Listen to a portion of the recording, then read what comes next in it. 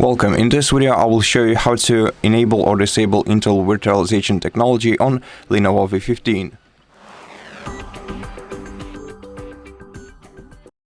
First of all, you'll have to enter this BIOS menu. In order to enter it, you have to turn on your PC by short pressing the power button and then start repeatedly pressing the F2 key until you see the BIOS menu on your screen.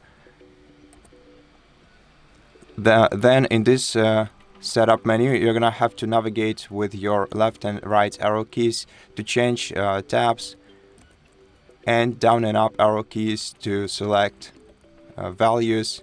This way you can navigate to first configuration tab and then scroll down to Intel Virtualization Technology. To change its value, press enter, and then scroll down to select disabled, press enter to confirm, or to enable it, select enabled value.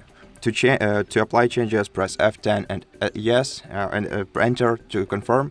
To exit without changes, press escape, and to restore default values, press F9 and press enter.